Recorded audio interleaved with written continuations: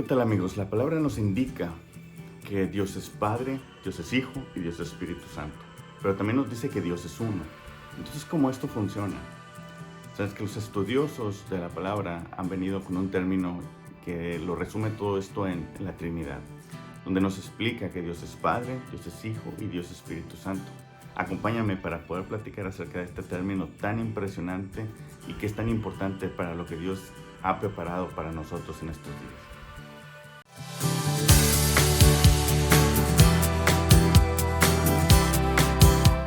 El término Trinidad no aparece en la Biblia, sino que fue un término que fue acuñado por los padres de la Iglesia después de Cristo, prácticamente defendido durante los tiempos de Roma en el siglo II, donde había personas como Clemente, Tertuliano, que prácticamente acuñaron este término para simplificar lo que viene a ser este concepto tan elaborado que es tener un Dios que es tres en uno, tres personas, un solo Dios.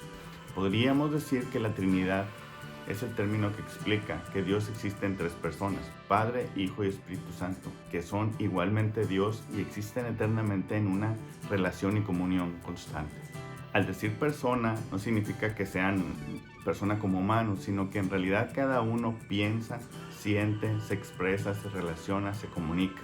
Al mismo tiempo, cada una de estas personas comparte los atributos de Dios: omnisciencia, omnipresencia, eternidad y omnipotencia. El Padre, el Hijo y el Espíritu Santo viven en constante comunión, constante relación.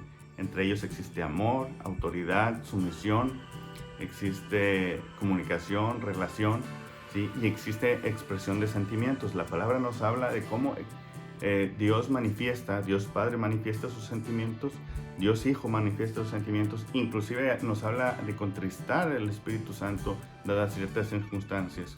Es por eso que se le denomina el concepto tal cual. Y aquí en la tierra Dios nos ha dado algunos ejemplos en los cuales nosotros podemos desarrollar ese sentimiento de unidad, que es muy importante que nosotros lo tengamos claro, porque la verdad es que el Señor ha estado trabajando para que podamos nosotros compartir, experimentar el sentimiento de unidad. Uno de esos es el matrimonio. La palabra nos dice que cuando el hombre se une a su mujer ya no son dos sino uno. Pero tú ves los matrimonios y son dos. Lo cierto es que delante de Dios, cuando un matrimonio se genera, ¿sí?, ya no los ve como dos aparte, sino como uno solo. Hombre y mujer son uno. El matrimonio viene a ser una manifestación de la comunión, de la relación que Dios tiene en sí mismo como Padre, Hijo y Espíritu Santo. Esposo y esposa ya no vienen a ser dos, sino que vienen a ser uno delante de Dios, de tal forma que la relación en el matrimonio se espera que sea constante, perfecta, abierta, que pueda realmente manifestar una unidad en el espíritu como Dios lo estipula para el matrimonio, y que pueda ser un reflejo de la comunión y la relación que Dios tiene en sí mismo. Como Padre, como Hijo y como Espíritu Santo, esposo y esposa vienen a ser uno de tal forma que constituyen una relación perfecta. Esto es algo interesante. La verdad es que vemos matrimonios fracasar. Lo cierto es que el matrimonio es imposible fuera de Dios, porque la división que existe en el pecado los separa constantemente. Pero cuando Dios obra un milagro del matrimonio, realmente existe la unidad perfecta que Él espera que se manifieste en sus hijos. Otro ejemplo acerca de este tipo de relación comunión es la familia. Dios establece la familia de padre, mamá, hijos. Y es algo muy especial porque es ahí donde se manifiesta una comunión, una unión que pueda traer beneficio a la sociedad. En la casa se aprende, en la casa se educa para las generaciones, y Dios, si podemos darnos cuenta, Dios es un Dios de familias. Dios, si lees el libro de Números, te vas a dar cuenta que habla de familias y familias y familias. Cuando Dios establece la Pascua, los junta en familias para que la noche en que pasa el ángel, realmente ellos estén manifestando ese altar familiar y restituyendo en esa ocasión lo que vendría a ser la familia. Con los roles de autoridad, de sumisión, de amor, de relación, de comunión. Prácticamente la familia nos hace un reflejo de lo que Dios es en sí mismo. Y por último, el tercer ejemplo que les quiero compartir es el de la iglesia. La iglesia nos habla de un cuerpo, con muchos miembros y que la cabeza es Cristo.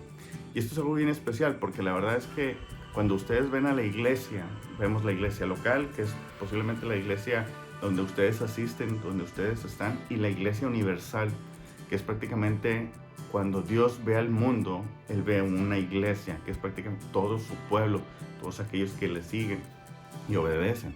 Y son muchas personas, pero es una iglesia, pero es un cuerpo, ¿sí? Y esto es bien especial.